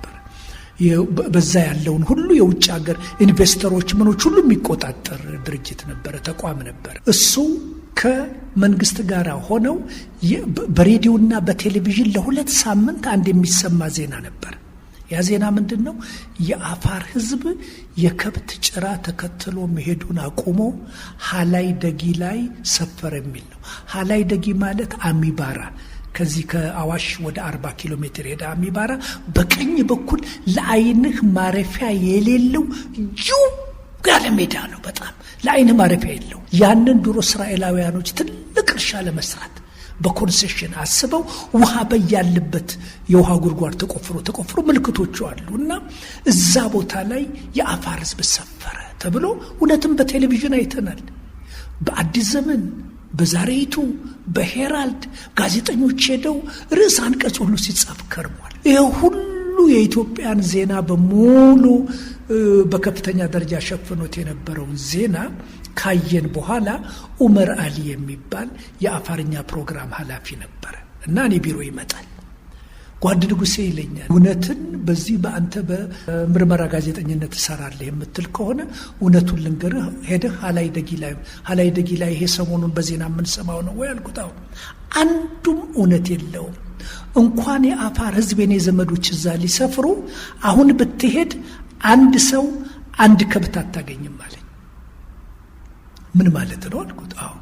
ይህንን አብረን እንግባና ለአቶ ተስፋዬ ታደሰ ያን ጊዜ የኢትዮጵያ ሬዲዮ መምሪያ የነበረ በኋላ ቋሚ ተጠሪ ምክትል ሚኒስትር ሆኖ ነበር እና ለሱ እንንገረው ይለኛል። ገብተን ነገር ነው እና እኔ አንድ ቡድን ይዤ ለመሄድ እፈልጋለሁ። አንዱ ያው ኡመር አሊ ነው። ሁለተኛ ነገሩን ደግሞ ከእንግሊዘኛ ፕሮግራም አኳያ ለመስራት እንዲቻል ለአከ ማርያም ደምሴን ይዤ ልሂድ ይለኝ። መኪና ይፈቀድልናል። የውሎ አበላችን ያን ጊዜ የአንድ ሰው የውሎ አበል በቀን የሚሰጠው 14 ብር ነበር። ያችን ለሆቴልህም ለምንህም ለምግብህም ለምን 14 ብራችንን ይዘን 4 ቀን 5 ቀን የውሎ አበል ይዘን ወደ አፋር ሄድን። አፋር እንደደረስን መጀመሪያ አሚባራ እንደደረስን ሀላይ ደጊ ነው ሄድነው። ሀላይ ደጊ ስንገባ በሩ አንድ ነው። እንኳን የሰፈረ ሰው በሰማይ ላይ የሚበር ወፍ እንኳን አታይም። ግራ ግብትን ያለን ከብት የለ ሰው የለ ወፍ የለ። ተመለስንና ደግነቱ ኡመር አሊ ዘመዶቹ ስለሆኑ ሁሉንም ያውቃቸዋል። ያን ጊዜ በሬዲዮና በቴሌቪዥን ሰፍረናል ብለው የሚናገሩትን የሱን ዘመዶች የሚያውቃቸዋሉ። እነሱ ጋር ወሰደን። ምንድነው ይሄ ሁሉ ታሪክ ብለን ጠየቅናቸው። ይሄ ሰፈረ ሲል እናንተ ደግሞ ሚስጥር ተብሎ በመንግስት የተላከውን መመሪያ አታቆሙ ይሉናል። ምንድነው? እኛ እኮ በአዋሽ ሸለቆ በኩል ከላይ በኩል ከመንግስት ታዞ ሰፍራችኋል የሚለውን እንዲነገር ገንዘብ 300 ብር ስንገባ ተሰጥቶን ወደ 200 ነው እንደዚህ የሚሆኑ መኪናዎች ከያለበት ተፈልገው መጥተው የአፋርን ህዝብ በሩቅ ያሉትን ይሄ እቃቸውን ቤታቸውን ምናቸውን በሙሉ ነቅለውላቸው እነሱ ከብታቸውን እየነዱ እዛ ሄደው ሰፍረው በቴሌቪዥን ተነስተው በፎቶግራፍ ተነስተው ልክ ትዕይንቱ ሲያልቅ በ10ኛው ቀን ሁሉም በመጡበት መኪና ተመልሰው በየቦታቸው ሄደዋል። ስለዚህ ይህንን እንድናደርግ ነው የተባለው። ለዛ ለመጀመሪያው 300 በኋላ ደግሞ ነቅለው ሲመለሱ 300 ብር ተሰጥቷቸዋል የጎሳ መሪዎቹ። ይሄ ነው አሉ። ይሄ ብቻ አይደለም። ያን ጊዜ አዋሽ ሸለቆ ውስጥ ይሰሩ የነበሩ ባለስልጣኖች፣ የመምሪያ ኃላፊዎች እነኚህ በጣም ከፍተኛ ኃላፊ የነበሩትንም ሰዎች ደግሞ እዛ ያሉትን አገኘናቸው። እናንተ የመንግስትን መመሪያ አታቆሙ ይሉናል። ምንድነው የመንግስት መመሪያ? የለም እንዲህ አድርጉ ተብለ በቴፕ እኮ ነው የምንቀዳው እኮ እንዳለ ሚስጥሩን አውጥተው ይነግሩናል። ቴፕም ያዝን አይመስላል፣ ደብቀን አይደለም ነው አፍንጫቸው ስራ አድርገን በሙሉ አውጥተው ነገሩ። ከዚህ በኋላ ሪሊ ራሳቸውን በራሳቸው ፈርደው ሚስጥሩን የገለጡልን ስለሆነ ያንን እኛ የምናይበትን ሁኔታ ደግሞ ጥሩ ስዕላዊ በሆነ መንገድ ጻፍኩኝና አዲስ አበባ ተመለስን። ለአቶ ተስፋዬ ፕሮግራሙን ከሰራው በኋላ ነገርኩት። ስነግረው እኔ ብቻ አይደለም ፕሮግራሙን የሰራው ቢሆንም ለአከ ማርያምንና አቶ ኡመር አሊን ወስጄ በምስክርነት ስንሄድም ከነሱ ጋር ስለነበረ ነገርነው። ነገ መቼም ሌላ ባይደርስብን ከነገ ጀምሮ ወደ እስር ቤት መግባቱን እኔ ያውቀዋለሁኝ። ንጉሴ ተጠንቀቅ አንተ፣ እኔም እጠነቀቃለሁኝ አለኝ። በዚሁ ምክንያት ያን ዕለት ቴፑ ፕሮግራሙ በኢትዮጵያ ሕዝብ እንዲተላለፍ ተደረገ በድፍረት። ነገር ግን ምን ሆነ መሰለ፣ ፕሮግራሙ በሚተላለፍበት ጊዜ የኢትዮጵያ ቴሌቪዥን ያን ዕለት ቴክኒካል ችግር ገጥሞት የኢትዮጵያ ቴሌቪዥን አልነበረም። ፕሮግራሙም እስከ 4 ሰዓት ነበር የሚሄደው፣ የለም ነበር። ስለዚህ የኢትዮጵያ ሕዝብ በሙሉ የሚያደምጠው ሌላ ሬዲዮ የለ፣ ሌላ ቴሌቪዥን የለ፣ ያቸው የኢትዮጵያ ሬዲዮ ብቻ ነች።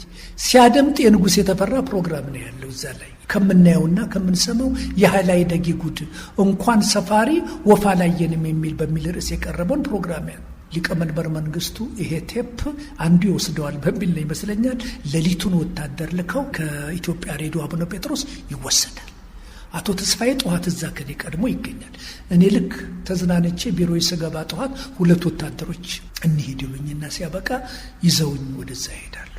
ልክ እዛ ስገባ አንድ የደርግ አባል አስታውሳለሁ። ግቢው ስገባ አንተ እኔ ለሀገሬ ብለህ ከምትሰራ ደግሞ አንድ እኔ ለሀገሬ የሚል ስለ ኢትዮጵያ ሁኔታ የምሰራው ፕሮግራም ነበርና የኢትዮጵያን አንድነት የሚያጠናክር እኔ የጀመርኩት ፕሮግራም ነውና አዲስ አበባ ዩኒቨርሲቲ ካሉ የታሪክ ምሁራን ጋር በመሆን ስለዚህ ይህንን የሚያደምጡ ሰዎች ስለነበሩ መጣ።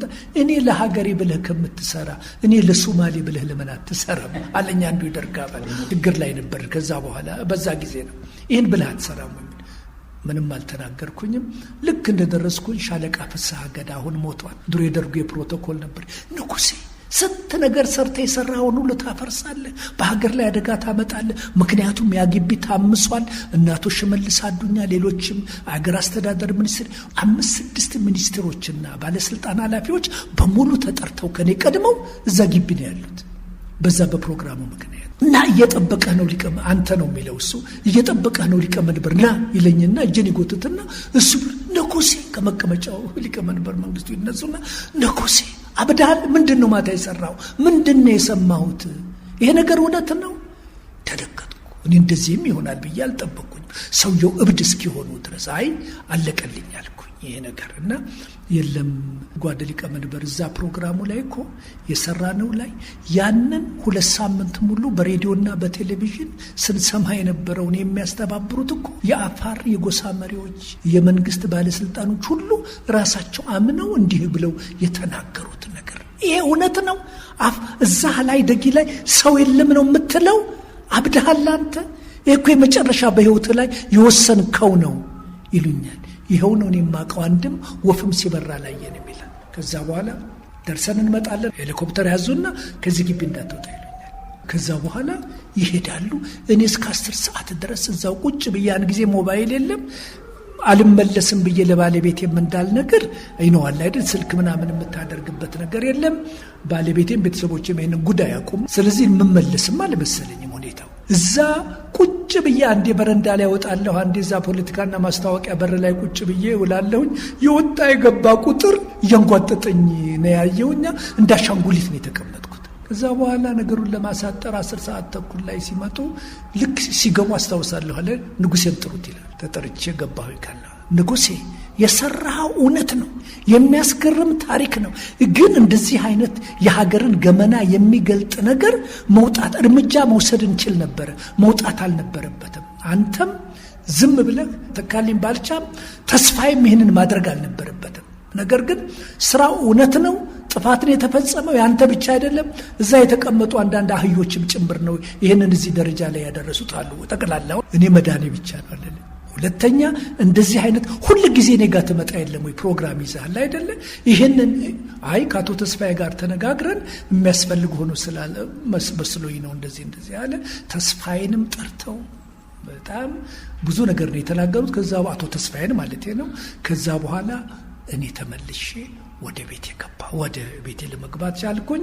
ቢሆንም ነገሩ በጣም ከፍተኛ ስለነበረ የደርጉ የማስታወቂያ ኮሚቴ የኔን ፕሮግራም የሚጠሉት ነበሩ። ኃላፊዎች እዛ የነበሩ ማስታወቂያ ሚኒስቴርኛ የነበርንበት ሬዲዮ ጠቅላላ የኢትዮጵያ የፕሮግራም ዋና አዘጋጆችና የመምሪያ ኃላፊዎች በሙሉ ያሉበት ጀርመን ስቱዲዮ የሚባል አለ። ለአከም ነበረ ጥያቄ ጠይቀዋል። እዛ ስብሰባ ተጠራ። የማስታወቂያ ኮሚቴው የደርጉ መጣና ሲያበቃ እኔን ስም ጠርቶ እንዳይናገር በሊቀመንበር ውሳኔ የተወሰነው ብዙ ነገር አለ። ነገር ግን ጥሩ አጋጣሚ ነው በሚል ከእንግዲህ ወዲህ ማንም ሰው ምርመራ ጋዜጠኝነትን እንዳይሰራ ለማስፈራራትና ለማስጠንቀቅ የመጣ የዛቻ ነበር። ሁሉም ማንን ማለቱን እንደሆነ በደንብ ያውቃል። እኔን መሆኑንና ያንን ፕሮግራም እዛ ሄደን የሰራ ነው እና በእንደዚህ አይነት መንገድ ያ ሁኔታ አለፈ። ህይወታችንም ለመዳን ቻለ። ከዚህ ከኃይለ አየጌው ክስተት በኋላ ምናልባት እንደ አንድ ጋዜጠኛ በዛን ጊዜ እርሱ አውቃለሁ ወጣት ኖት፣ ለሙያው በጣም ፍቅር ያለው ወቅት ነው፣ የምርመራ ጋዜጠኝነትን እየሰሩ ነውና ምናልባት ከዚህ ክስተት በኋላ ግን ሊቀመንበር መንግስቱም ከተናገሩት በኋላ ሙያውን ወደ የትኛው አዘነበረቦት? እርስዎ በሄዱበት መንገድ ነበር መሆን የነበረበት ወይስ ሊቀመንበር መንግስቱ ባሉት ነበር? በእውነት ከዛ በኋላ እኔ ሳስበው ባገኘኋቸው መረጃና በሰራኋቸው ስራዎች መረጃውን አግኝቼ ድሮ ሰራው ከነበረበት በታች የሰራውት የለም። አሁን ያደረኩት ጥንቃቄ ምንድነው? አንዳንድ ጊዜ በለሆሳስ ዝም ብለህ ብናሳልፈውስ ብለህ ከመምሪያ ኃላፊ ወይም ከሻለቃ ተካልኝ ጋራ የደርግ የኔን ፕሮግራም የሚያደምጠው እሱ ነው። ከሱ ጋራና ካሁን በኋላ ግን ሪሊ በጣም ጥያቄ የሚነሱ ሀገርን የሚመለከቱ ከሆነ በሚል ፕሮግራሙን ቀጥታ ወደ ማስታወቂያ ኮሚቴን ልክና ሊቀመንበር መንግስቱ ቀጥታ እኔ ጋር እየመጣ ሰማለ። በዚህ የተነሳ አንድ ቴፕ ተለቅ ያለ ቴፕ ሪል አልነበርም ያኔ ወስጄ ተሸክሜ እዛው እሳቸው ቢሮ እንዲቀመጥ ተደረገ። ሊቀመንበሩ ቢሮ ከዛ ጊዜ ጀምሮ ማንኛውንም የምሰራቸውን ፕሮግራም ሰዎችን ፈሩ፣ መደናገጥም መጣ። ኢትዮጵያ ሬዲዮ ኮረንቲንና የንጉሴን ፕሮግራም በሩቅ መሸሽ ነው የሚል ፈሩ። በዚህ ምክንያት ያን ፕሮግራም እየወሰድኩኝ እንዲያውም ያ ቴፕ ይገርማል። እኔ ዘመቻ መምሪያ ከገባው በኋላ ኢትዮጵያ ሬዲዮ ወረቀት ጽፎልኝ ነበረ። ከዚህ በፊት በአንተ በኩል ሊቀመንበሩ ጋር ቴፕ ለማድመጥ የተወሰደው አልተመለሰምና ትጠየቃለህ በሚል እኔ ያው የከፈልኩት እንኳን ነገር የለም እስከዚህ ነበር። ግን ከዛ በኋላ በጥንቃቄ ማድረግና ሻለቃ ተካሊ ባልቻና እኔ ማስታወቂያ ኮሚቴ እየተላከ የማየት ነው እንጂ የሰራኋቸው ፕሮግራሞች ከዛ ወዲህ እንደ እውነቱ ከሆነ የተለወጠ ነገር አልነበረም። ግን የበለጠ ጥንቃቄ የማድረግና በሀገር ጉዳይ አደጋ ሊያመጡ የሚችሉ ክስተቶች እንዳይሆኑ መንግስት እርምጃውን ሊወስድ ይችላል። ግን ፕሮግራሙ ላይ ይነገር ይችላል። ይሄ የማስታወቂያ ጉዳይ አይደለም ነገሩ፣ ወይም የመታወቅ ጉዳይ አይደለም። ዋናው መንግስት እርምጃ ወሰደ ወይስ አልወሰደም የሚለው ነው ትልቁ ነገር።